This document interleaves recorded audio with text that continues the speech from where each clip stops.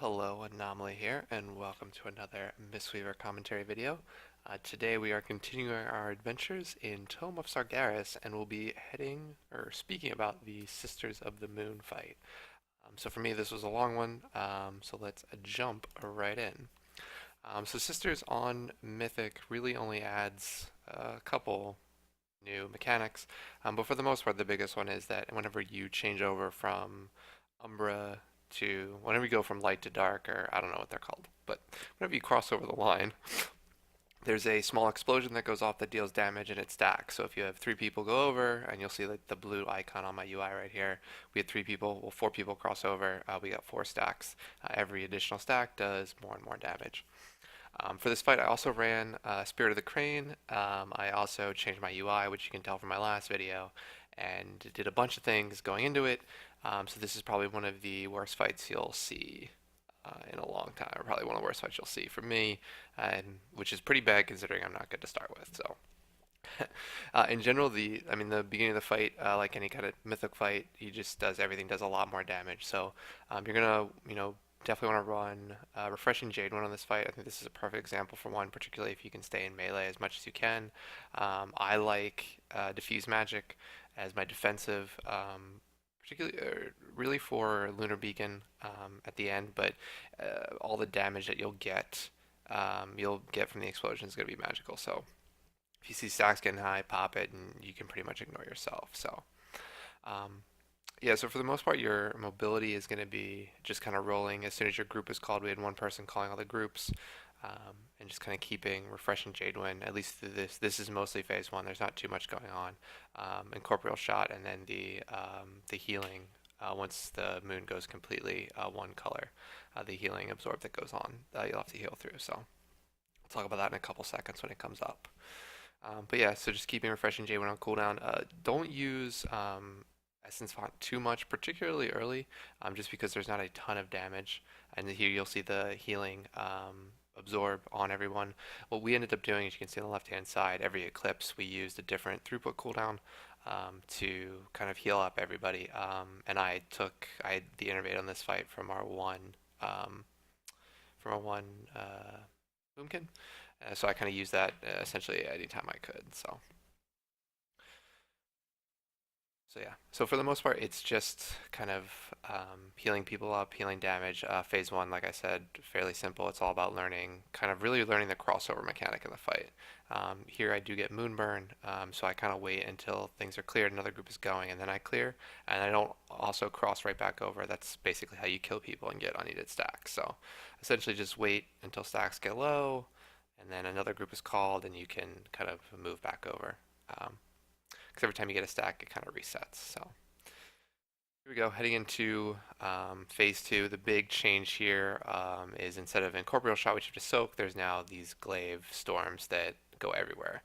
My suggestion for you is to essentially not stand in the center, stand a little bit off center, and dodge at least the first big one, and then from there just kind of pick an open spot. So as you can see here, we take a ton of stacks, almost 8, and we kind of have to reset ourselves so we don't get too many stacks, or we get 6 again. You can see I am throwing the little purple icon debuff is Rapid Shot, which starts in phase 2.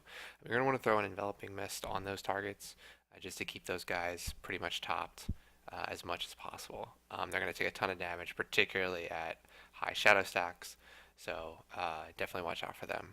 So here we'll have another kind of moon. So we're going to kind of dodge glaives from the center. As you can see, you should really follow it with your camera. I get lucky there, and it kind of misses me uncontrollably. But in the most part, I would follow it with your camera, just so you know what's going on and can see. So you'll see our group is called a little bit late. We all go over. Our Resto Druid almost dies there. I don't know why I didn't cast the enveloping to start. So another thing you'll notice is like I said, am running Spirit of the Crane to start. I would say that I'm not very practiced with it. I haven't used it much moving forward, and I think one of my biggest issues is that I treat it much like like stacking buff. So I try and get to 3 stacks as soon as possible, then use my blackout kick, and then start healing. So I kind of get into this, 4 global cooldown rotation of, just focusing in on doing damage or doing something like that, and then forgetting like, oh hey, I also have this other thing. Also, I do get innervate here. I don't know why I called for it at that point, but it was wasted like half of my mana in any event. It was something I kind of need to work on. But like I was saying about Spirit of the Crane, I think if you treat it more like a, hey, I don't have anything to heal, hit Tiger Palm. Hey, I don't have anything to heal, hit Tiger Palm. Like make the decision every global cooldown. You ultimately will probably, I feel like you make better use of it than I did. Um, so yeah, so that's kind of the big. I think the big thing I didn't do too well. I think if I look at logs later, you'll see that my mana return is fairly low. So. But really, that's all it is. Like each phase, you essentially go into this healing absorb with a different ability available, right? So phase one is the incorporeal shot. We need to stack in a line. Phase two is this. Um, Introduces rapid shot, but then also introduces glaive storm. So you kind of need to dodge that. Excuse me. So it's kind of just slowly kind of understanding each ability each way, while also always doing the kind of crossover mechanic. So um, and what you'll notice is as people get higher stacks of each side of the debuff, there's a lot of random, like double or triple targeted abilities that begin to do a lot of damage to people at high stacks. So the major bosses, like the ones on the side that you can't target, kind of have some single target DPS things that they do. So again, you're going to want to watch for rapid shot. So there's APO with it on my raid frames. I get my enveloping on them and just kind of let some of my other healers kind of target them, just kind of keep them up. You can see here I'm kind of wasting some globals. Could be doing a little bit more DPS. But that's on me, and we're kind of into phase three. So phase three is basically incorporeal shot and glaive storm are the two major abilities you need to work with instead of the healing absorb. But then you also get this new ability called lunar beacon, which after a couple seconds is a debuff. You're actually going to see it. I think I get the second one.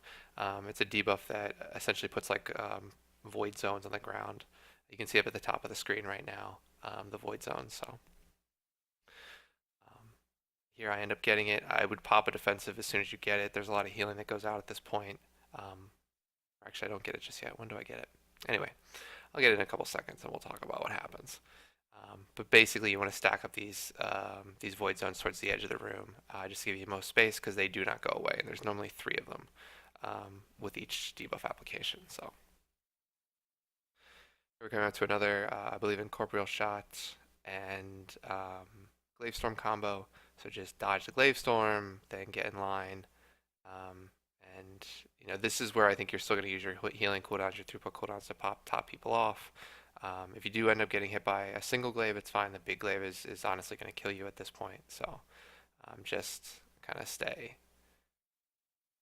Um, Kind of understand where your positioning is. This is really mostly a positioning fight. It's understanding and kind of what everything's going on in the raid zone and kind of move out of that. So our shaman actually ended up getting it like 900 times, which is, I mean, the lunar beacon, you'll notice Delno, like 900 times, just ridiculous. I mean, he was really good at dropping it to the sides, but um, here again, Innervate, I don't make a ton of really, I guess I make pretty good use of it, get a bunch of different Vivifies out.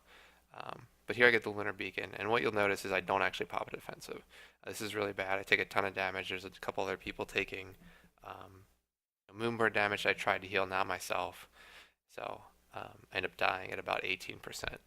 So um, I'm not going to actually let you watch the rest of this just because I do end up staying on the ground, but essentially you kind of saw all the major abilities in this phase. So um, from my perspective, I think if you do end up getting Lunar Beacon, you're going to want to use a defensive, whether that's, I feel like Diffuse Magic probably makes the most sense, but you could also end up using Fort Brew just to kind of keep it low. I don't think Healing Elixirs is going to end up being enough, to be honest with you. So I died to stupidity, so you can kind of laugh at it, and I get to watch the rest of the fight from the ground like this. But yes, eventually we do end up killing it. So that is Sisters of the Moon. So again, thank you very much for watching. This was a long video. Sisters shouldn't take this long, but I think it's a really interesting fight. Tons of movement, kind of a lot of setup. I had a bunch of trouble just because changing my UI halfway through, trying to get a little bit smaller, trying to get a little bit more, awareness, and as you can tell, I didn't know where to look for certain icons and things like that whenever you change your UI. So that's on me. But in any event, thank you very much, guys, for watching. Like I always say, and there'll be like links below. Check out the monk Discord. I'll also start putting links to the Topeka Serenity, which is kind of the website where all the monk stuff kind of sits. So you can check out that too. But other than that, if you guys do have any comments or suggestions or questions, leave them in the comments below. Or you can head over to the Discord, ask them there. Bunch of helpful guys there. So, as always, thank you very much for watching, and we'll talk to you later. Bye.